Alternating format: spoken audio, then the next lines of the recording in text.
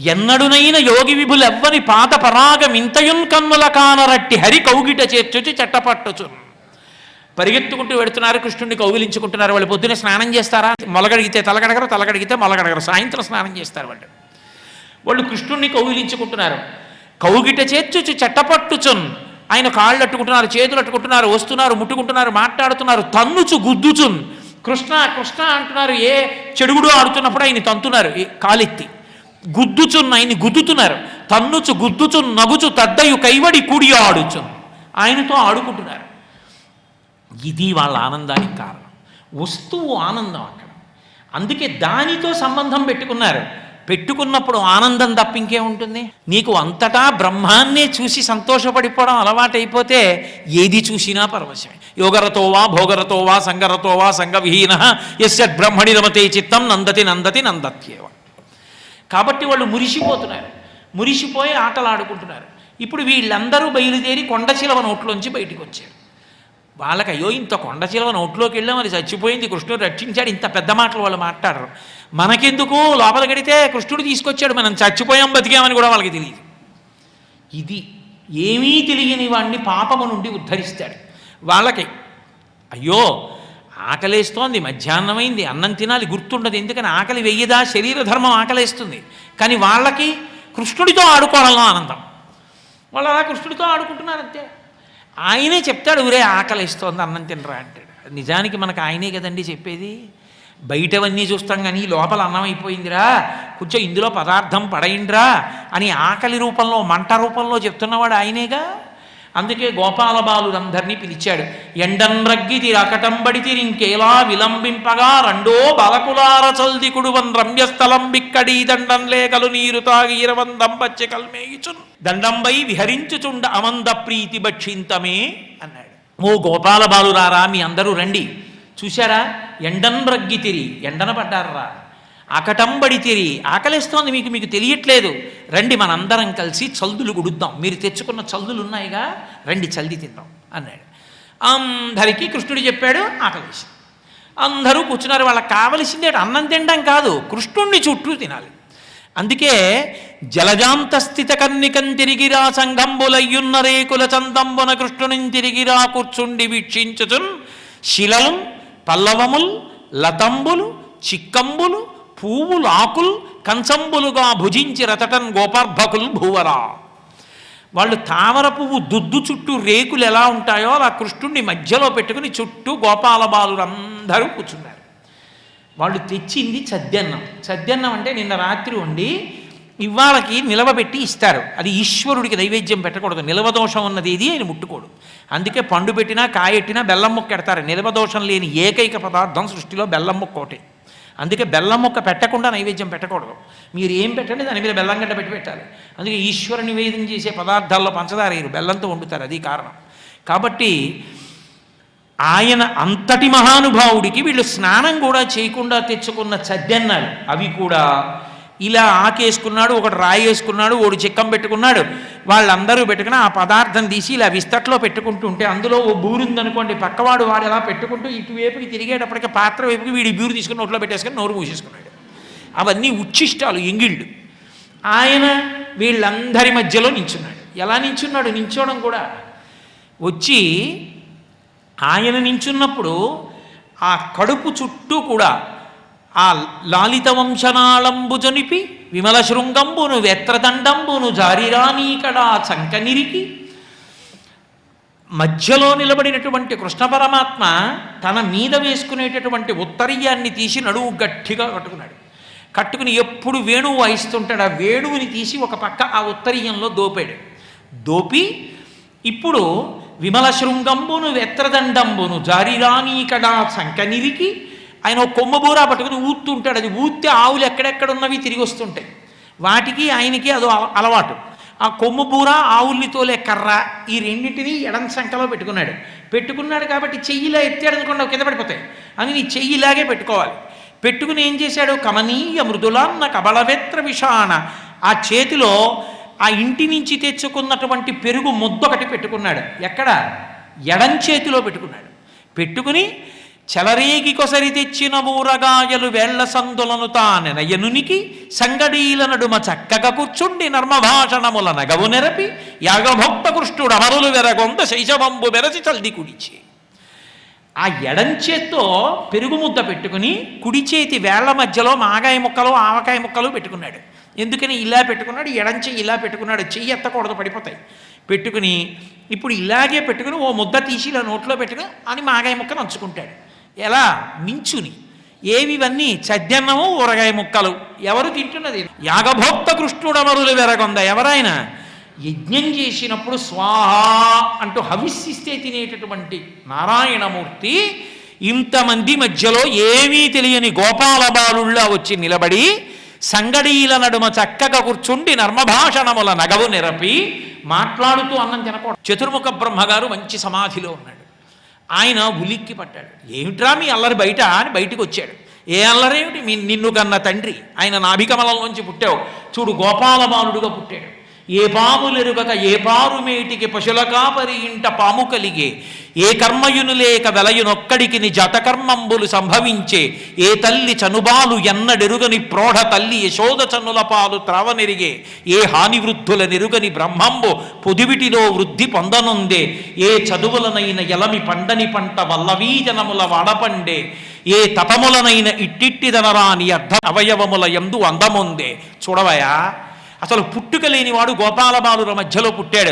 కర్మ లేనివాడికి జాతకర్మ జరిగింది. అమ్మ లేనివాడు యశోద పాలు తాగుతున్నాడు. అసలు పెరగడం తరగడం చేత కానివాడు యశోద ఒళ్ళో పెరిగి పెద్దవాడు అవుతున్నాడు. అదిగో గోపాలబాలులతో ఆడుకుంటున్నాడు. తపస్సులు చేసిన చోట పండని వాడు ఏమీ తెలియని వాళ్ళ ఇంట్లో పంట పండి పుట్టాడు. వాళ్ళ మధ్య చద్దన్నం తింటున్నాడు. ఆనందం కాదు, నువ్వు చూసి సంతోషించాను. బ్రహ్మగారు పైనుంచి చూశాడు. చూసి వాడు పరబ్రహ్మమా అన్నాడు. అవును పరబ్రహ్మమే అన్నారు. ఆయన పరబ్రహ్మమేమిట్రా? ఎంగిలి ఎడం చేతిలో ముద్దెట్టుకుని కుడి చేతిలో ఊరగాయలు తింటున్నాడు. పిల్లలతో కలిసి తింటున్నాడు. ఆవులు దూడలు పక్కన తింటున్నాయి. ఆయన పరబ్రహ్మమేమిట్రా అన్నాడు. ఇంత బ్రహ్మగారు మాయలో పడ్డాడు. మోహానికి వశుడైపోయి చూస్తాను పరబ్రహ్మమేమో అన్నాడు. ఆవుల్ని దూడల్ని మాయం చేసేశాడు. ఈ పిల్లలు అన్నం తింటున్న వాళ్ళు అన్నారు, కృష్ణ కృష్ణ ఆవులు దూడలు కనపట్టలేదన్నారు. కృష్ణుడు అన్నాడు, మీరెందుకు కంగారు పడతారు, మీరు తినండి, నేను వస్తాను, నేను చూసి వస్తానన్నాడు. అని వాటి పాదజాడల్ని బట్టి వెళ్ళి చూశాడు. అడవిలోకి వెళ్ళాడు, చెట్ల మధ్యలోకి వెళ్ళాడు. అకస్మాత్తుగా అంతర్ధానం అయ్యాయి. కళ్ళు మూసుకుని ఆలోచించాడు. ఓ, నేను కన్న బిడ్డ మా అబ్బాయి చేశాడు ఈ అల్లరి. బ్రహ్మగారి ఎత్తుకుపోయాడు. సరే, ఆయన ఎంత మాయ చేసి పట్టుకుపోయాడో అంత మాయ చేసి నేను తేగలను వెనక్కి. కానీ కొంచెం బుద్ధి రావాలి కదూ, మోహపడ్డాడు కదూ, బుద్ధి రావాలి. కాబట్టి ఈ మాయకు పెనుమాయ ప్రదర్శిస్తాననుకున్నాడు. వెనక్కి వచ్చాడు. పిల్లల్ని దాచేశాడు. అటు ఎడితే ఆవులు దూడలు లేవు, ఇటు వస్తే పిల్లలు లేవు. ఇంటికి కృష్ణుడు ఒక్కడే వెళ్ళారనుకోండి, గోపకాంతలందరూ అడుగుతారు, మా పిల్లలు ఏరి కృష్ణ అంటాడు. ఏం చెప్పాలి? అందుకని ఆయన అనుకున్నాడు, దీనికి పెద్ద అల్లరేమిటి, బ్రహ్మగారు దాచేస్తే నీ సృష్టించలేనా అని కరములు పదములు లవలగ్నంబుల్ ముఖములు జ్ఞాంతరముల్ కన్నులు ముక్కులు శ్రవణముల్ దండనంబర సగ్వేణు విషాణ భూషణమయో భాషా గుణాఖ్యాన తత్పరతల్ విడ్వడకుండ దల్చె విభుడా వత్సార్భకాకారముల్. తలలు, కళ్ళు, ముక్కులు, చెవులు, పళ్ళు, బట్టలు, గొడుగులు, బూరలు, కర్రలు, ఆవులు, దూడలు, తోటలు, మచ్చలు, మాటలు, యాసలు, తిండి, తిప్పలు, పాలు, తాగడాలు, ఒక్కొక్కడికి ఉన్నటువంటి వ్యాస, ఎవడి దగ్గర ఎవడు ఎలా ఉంటాడో, ఏ తల్లులకు ఏ బాలకు లేతరగున తిరిగి ప్రీతి కలిగింతురుమున్న ఆ తల్లుల కాబాలకు లాతరగున ప్రీతి చేసి రవనీనాథ. ఏ తల్లి దగ్గర ఏ పిల్లాడు ఎలా ఉంటాడో, ఎలా తిరుగుతాడో, ఎలా ఆడతాడో, ఏం తింటాడో, ఎప్పుడు పడుకుంటాడో అలా మారిపోయి తానే ఆవులు, తానే దూడలు, తానే కర్రలు, తానే గుడ్డలు, తానే ఆఖరికి ఆ కొమ్ము బూరలు, గోపాల బాలులు అన్నీ అయిపోయాడు. ఒక్క కృష్ణుడే ఇన్ని అయిపోయి ఇంటికి వెళ్ళిపోయాడు. వచ్చింది కృష్ణుడు, అసలే కొడుకు, ఇప్పుడు కృష్ణుడు తప్ప ఇంకోట్లేదు. వాళ్ళందరికీ ఎనలేని ప్రేమ వచ్చేసింది. సంతోషంతో పిల్లల్ని పిలిచారు. అందరూ కృష్ణుడే, ఒక్క కృష్ణుడే ఇన్ని వేషాలు కట్టాడు. వెళ్ళిపోయారు. ఆవులు పాలిచ్చేస్తున్నాయి, దూడలు తిరిగేస్తున్నాయి, గోపాల బాలురు ఆడుకుంటున్నారు. ఒక చిటికే సమయం అయింది. బ్రహ్మగారికి ఇలా అన్నంతసేపు మనకు ఒక సంవత్సరం. అందుకే కౌమార పౌగండ లీల అంటారు దీన్ని. 5వ ఏట కొండచిలవ నోట్లోంచి బయటికి వచ్చారు కృష్ణుడు పిల్లలు. ఒక సంవత్సర కాలం అయిపోయింది. ఈలోగా మన కాలమానంలో ఆయనకి చిటికాడు. ఆయన ఏం చేశాడు, నేను దాచినవి అక్కడే ఉన్నాయా అని ఇలా వెళ్ళి చూశాడు. అక్కడే ఉన్నాయి. ఇప్పుడు ఏం చేస్తాడని ఇలా చూశాడు, అన్నీ అక్కడ ఉన్నాయి. అయ్య బాబా ఇదేంటి ఇక్కడ ఉన్నాయి అక్కడ ఉన్నాయి, ఎలా సాధ్యం? తెల్లబోయాడు. ఇవే కదా అవి, ఇవే మచ్చలు, ఇవే ఆవులు, ఇవే దూడలు, ఇవే తోకలు, ఇవే కొమ్ములు, ఇవే గిట్టలు, ఇవే పిల్లలు, ఇవే కర్రలు, ఇవే వాళ్ళు పట్టుకొచ్చినటువంటి చిక్కాలు, ఇవే వాళ్ళు పట్టుకొచ్చినటువంటి అన్నం, అన్నీ అవే. అదేంటి అక్కడ ఉన్నాయి ఇక్కడ ఉన్నాయండి? సృష్టి అంటే నేను ఒక్కడనే చేయాలి. బ్రహ్మవంపున కానీ సృష్టి జరగదు అనడు. బ్రహ్మ నేను తప్ప ఎవడు సృష్టించే ఈ బాలవత్స కదంబంబు చూడా ఆ బ్రహ్మంబు ఒక్కటగున్.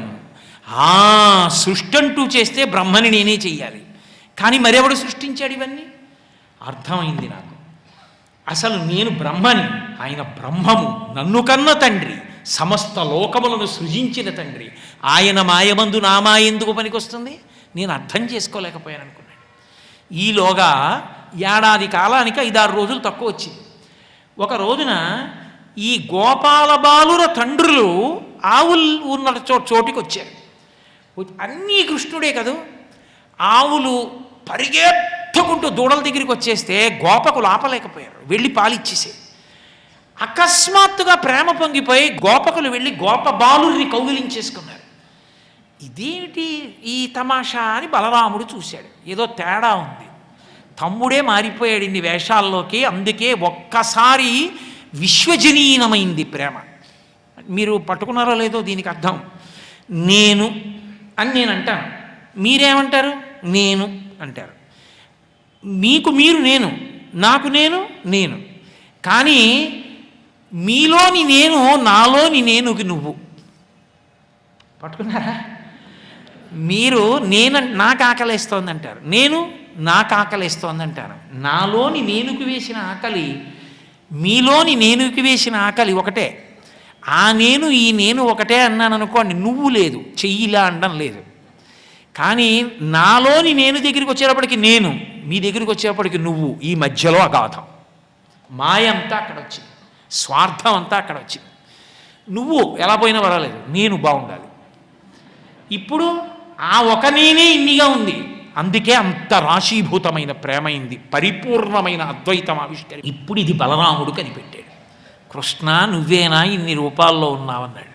నేనేరా అన్నయ్యా పైకనకు అన్నాడు. ఈలోగా బ్రహ్మగారు చూశారు. చూసి ఒక్కసారి 4 తలకాయలు విదిల్చాడు, కిరీటాలు ఊగిపోయేటట్టు. ఏమిట్రా ఈ అల్లరి, ఇక్కడ వాళ్ళు అక్కడ ఉన్నారు, అసలు ఏమిటి ఈ గొడవ అంతా అనుకుని చూశాడు. ఒక్కసారి గోపాల బాలురు, ఆవులు, దూడలు అన్నీ కూడా వనమాలా విరాజితమై చతుర్భుజులై శంఖచక్ర గదాపద్మాలతో విష్ణు స్వరూపాలుగా కనబడ్డాయి. ఇదేమిటి అక్కడున్నాయనుకుంటే ఇంతమంది విష్ణు స్వరూపాలు కనపడుతున్నాయి అనుకున్నాడు. ఒక్కసారి అన్నీ అంతర్ధానమై. ఇప్పుడు అర్థమైంది, మహానుభావుడు చిన్ని కృష్ణుడుగా తిరుగుతోంది పరబ్రహ్మం ఈ లోకంలో. వాళ్ళ అదృష్టం, వాళ్ళు ముట్టుకుంటున్నారు, చూస్తున్నారు. నేను ధ్యానమునందు మాట్లాడితే ఆయన వాణి వినపడుతుందంతే తప్ప ఆయన్ని చూడడం కుదరదు. అటువంటి పరబ్రహ్మంతో కలిసి ఆడుకుంటున్నారు. అహోభాగ్యం అహోభాగ్యం నందగోప వ్రజౌకసాం యన్మిత్రం పరమానందం పూర్ణం బ్రహ్మ సనాతనం అన్నాడు. ఏమదృష్టం! పూర్ణము సనాతనమైనటువంటి పరబ్రహ్మము రాశీభూతమైతే దాంతో ఈ పిల్లలు ఆడుకుంటున్నారు. వీళ్ళదిరా భాగ్యం అన్నాడు. గబగబా కిందకి దిగి వస్తున్నాడు కృష్ణుడి దగ్గరికి. ఇంతక పూర్వం దాచినటువంటి వాళ్ళందరినీ కూడా బ్రహ్మగారు మళ్ళీ తిరిగి కృష్ణుడికి అప్పచెప్పేయాలనుకున్నారు. ఎక్కడ తస్కరించాడో అక్కడే పెట్టేశాడు.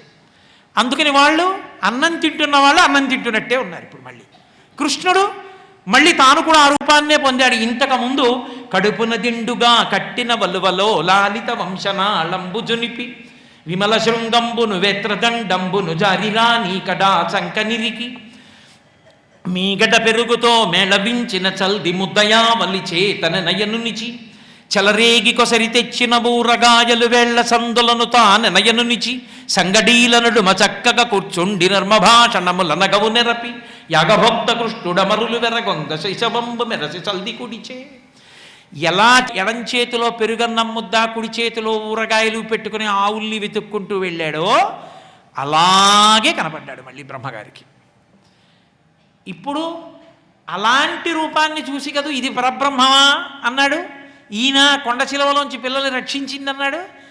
ఆయనే ఇలా కూడా ఉండగలడు. అంతటి యజ్ఞభోక్త ఇంతటి సులభుడయ్యాడని తెలుసుకున్నాడు. ఆ రూపం దగ్గరికే వచ్చాడు. ఎన్ని మాటలు కింద పడ్డాడో ఎన్ని మాటలు లేచాడో ఆయనకే తెలియదు. అన్ని మాటలు కింద పడ్డాడు, పైకి లేచాడు, కింద పడ్డాడు, పైకి లేచాడు. కృష్ణుడి చుట్టూ బాలకృష్ణుడికి ప్రదక్షిణం చేశాడు. 4 ముఖాలు ఆయన పాదాలకి తగిలేటట్టు గుండ్రంగా తల తిప్పాడు. తల తిప్పి 8 కన్నులు విప్పి కృష్ణుడి వంక చూశాడు. శంపాలతికతో డిజలదంబు కైవడి నీలమేఘము వంటి రూపువాని. ఆయన మెరుపు తీగతో కూడుకున్నటువంటి మేఘం ఎలా ఉంటుందో అలా పైన ఉన్నటువంటి బంగారు ఉత్తరీయంతో ఉన్నాడు. కమనీయముదులాన్న దండవేత్ర విషాణ వేణుచిహ్నములతో ఒప్పువాని. గుంజావి నిర్మిత కుండలంబులవాని సికిపించి వేష్టిత శిరమువాని. వనపుష్పమాలిక వ్రతకంఠమువాని నిలకోమల చరణములవాని. కరుణ కడలకొనిన కడగంటివాని గోపాల బాలు భంగి పరగువాని. నను కన్న తండ్రిని నీకు మొక్కి చెప్పెద నీరజాక్ష అంటూ ఆయన దగ్గరికి వెళ్ళాడు. ఇంతకుముందు ఎలా కనపడ్డాడో అలాగే. కాకపోతే ఇప్పుడు బ్రహ్మగారి 8 కన్నులకు ఎలా గోచరమైందంటే మెరుపు తీగతో కూడుకున్న మేఘం ఎలా ఉంటుందో అలా ఉన్నాడు. మీద బంగారు రంగు ఉత్తరీయం వేసుకుని, ఎడంచేతిలో కమనీయ మృదుల అన్న కబలవెత్ర విషాణ వేణుచిహ్నములతో వెలయువాని. ఎడంచేతిలో పెరుగుముద్ద అలాగే ఉంది, కుడి చేతిలో ఊరగాయ ముక్కలు అలాగే ఉన్నాయి, పెట్టుకున్నటువంటి వేణు అలాగే ఉంది, ఎడమ సంకలో పెట్టుకున్నటువంటి కొమ్ము బూర కర్ర అలాగే ఉన్నాయి. మెత్తటి పాదములు, అడవిలో దొరికినటువంటి పూలతీగ మెడలో దండగా వేసుకున్నటువంటి వాణ్ణి, కరుణ వర్షిస్తున్నటువంటి కన్నులున్న చిన్ని కృష్ణుడి దగ్గరికి వెళ్ళి ఆయన కాళ్ళ మీద పడిపోయాడు. పడిపోయి, మహాత్మా, మీరు సత్వరజస్తమో గుణములను సృజించగలిగిన వాళ్ళు, ఈ సృష్టినంతటినీ చేసిన వారు, మీ నాభికమలంలోంచి పుట్టిన వాడిని 100 సంవత్సరముల పాటు తామర తూడులో తిరిగినా కూడా మీ యొక్క దర్శనాన్ని పొందలేకపోయిన వాణ్ణి, మీ కడుపున పుట్టినవాణ్ణి, పుట్టుకతో రజోగుణంతో పుట్టినవాణ్ణి, అహంకారంతో మీ యొక్క వైభవాన్ని తెలుసుకోలేకపోయాను. పరబ్రహ్మమే మీ రూపంలో ఈ లోకంలో నడయాడుతోందని తెలుసుకోలేకపోయినటువంటి మూర్ఖుణ్ణి. లోకంలో ఎవరు మీ పట్ల భక్తి పెంచుకుంటారో అటువంటి వారికి మాత్రం నువ్వు సులభసాధ్యుడు అవుతావు. అందుకే ఈనాడు పరబ్రహ్మమైనటువంటి నువ్వు ఇక్కడికి వచ్చి ఈ పిల్లల దగ్గరికి వచ్చేటప్పటికీ ఇంత సులభడవై వీరికి వశవర్తివై వీళ్లతో కలిసి ఆడుకోగలుగుతున్నావు. కాబట్టి ఎందుకు వచ్చిన దిక్కుమాలిన బ్రహ్మ పదవి? ఆ బ్రహ్మ పదవిలో నన్ను కూర్చోపెట్టావు కాబట్టి లేనిపోని అహంకారం వచ్చి నువ్వెంతటి వాడివన్నాను. ఎలా బ్రహ్మపదంబు వేదములకు వీక్షింపగారాని నిన్నీ లోకంబున ఈ వనాంతరమునంది మందలో కృష్ణయం చాలాపాది సమస్త భావములు నీయందే నిక్షేపించు ఈ వ్రేలందొక్కని పాదరేణువులపై వేష్టించిన చాలదే అన్నాడు. ఎందుకయా దిక్కుమాలిన బ్రహ్మ పదవి అహంకారానికి పనికొచ్చింది? మహాత్మా, చక్కగా నీతో పాటు తిరుగుతూ అసలు ఎన్నడూ కూడా పరబ్రహ్మాన్ని ఈ కన్నులతో చూడడానికి వీలు కానటువంటి వాడు ఈ గోపాల బాలులతో కలిసి తిరుగుతున్నాడు. ఎలా బ్రహ్మపదంబు వేదములకు వీక్షింపగారాని నిన్నీ లోకంబున ఈ వనాంతరమునంది మందలో కృష్ణయం చాలాపాది సమస్త భావములు నీయందే నిక్షేపించు. ఈ లోకంలో, ఈ అరణ్యంలో, ఈ ఆవుదూడల మధ్యలో నువ్వు ఉంటే నువ్వు కృష్ణుడవు, పరబ్రహ్మమని తెలియక కృష్ణుడు మా స్నేహితుడని కృష్ణ కృష్ణ కృష్ణ కృష్ణ కృష్ణ అని కష్టమైన సుఖమైన నిన్ను నమ్ముకుని నీకే చెప్పుకొని నీతో తిరుగుతున్నటువంటి ఈ గోపాల బాలురకు పట్టిన అదృష్టం నాకు పట్టలేదు. ఒక్క వరమీ చాలు, నాకు తీసేయి పదవి. నీతో కలిసి ఆడుకుంటున్న గోపాల బాలులలో ఒక్క బాలుడి యొక్క పాదముల కంటిన పరాగమును నా చేత్తో తీసుకుని నా 4 కిరీటముల మీద చల్లుకుంటాను, అనుగ్రహించు చాలు. వ్రేలందొక్కని పాదరేణువులపై వేష్టించిన చాలదే, ఆ పాదరేణువులు చల్లుకుంటే చాలదా? ఎందుకయా ఈ పదవి? అహంకారానికి పనికొచ్చింది.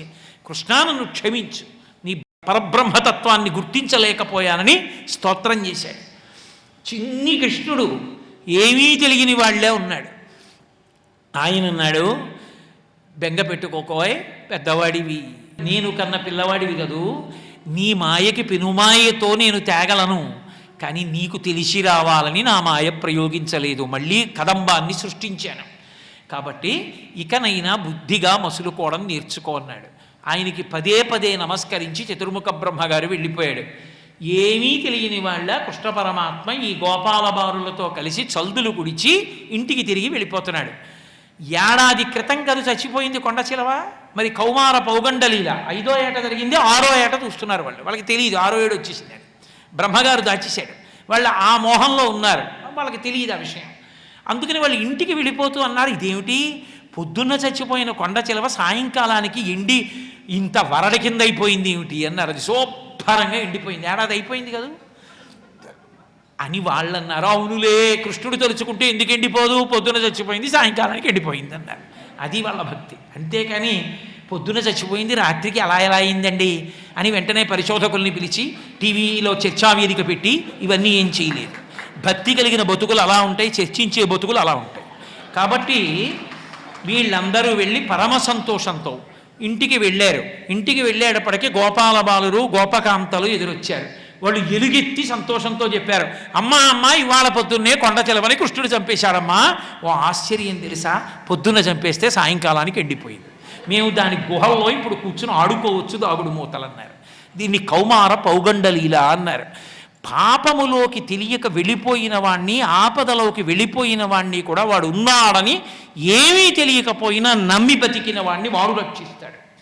ఇది కృష్ణుని యొక్క రక్షణ సామర్థ్యమునకు, ఆయన భక్త పరతంత్రతకు, పరాకాష్ఠకి సంబంధించినటువంటి లీల.